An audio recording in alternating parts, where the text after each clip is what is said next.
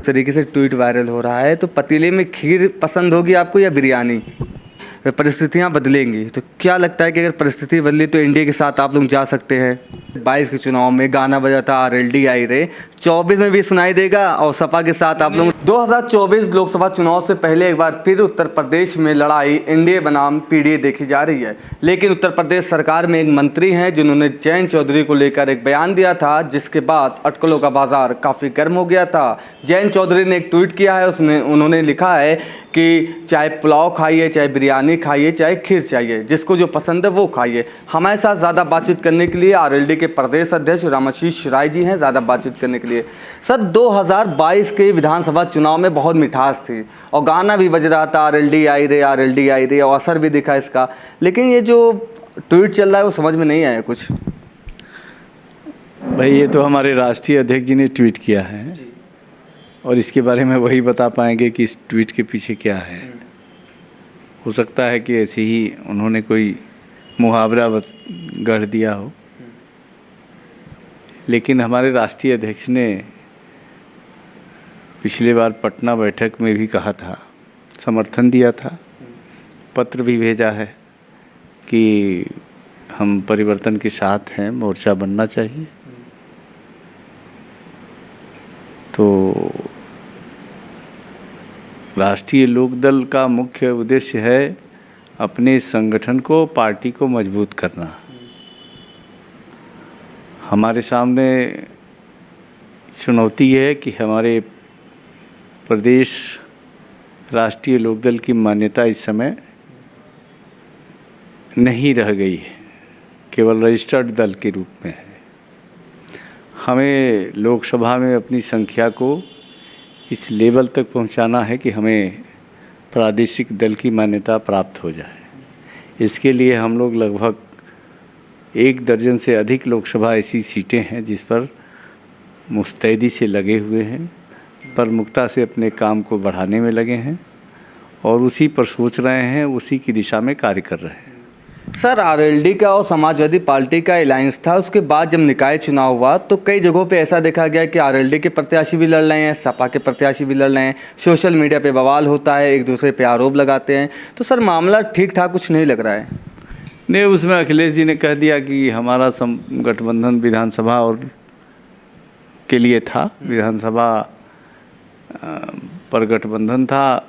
स्थानीय निकाय चुनाव में उन्होंने कहा कि हम कार्यकर्ताओं के मन को दुख नहीं पहुंचाना चाहते थे, इसलिए सब जगह लड़े। अब आने वाला लोकसभा चुनाव में परिस्थितियों के अनुसार जो होगा फिर दल बैठेंगे और अपना निर्णय लेंगे। OP राजभर जी हैं, आजकल बहुत वायरल हैं और बहुत सारे बयान देते हैं।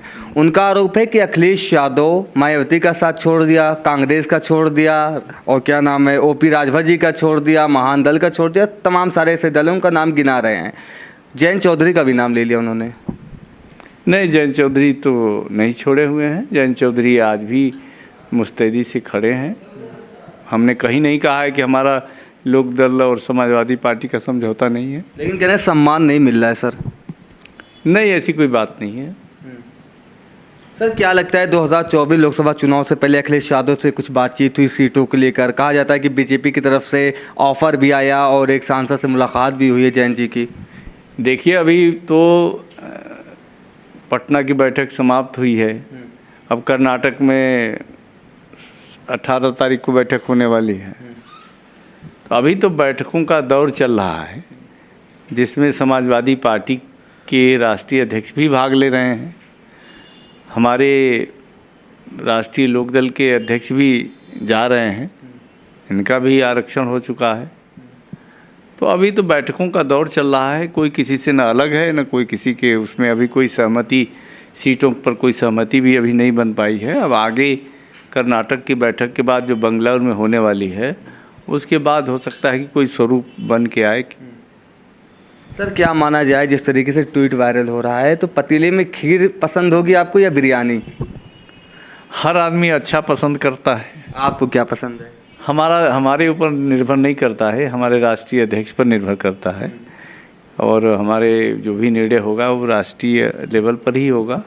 हाँ, हमारे पार्टी के राष्ट्रीय अध्यक्ष करेंगे।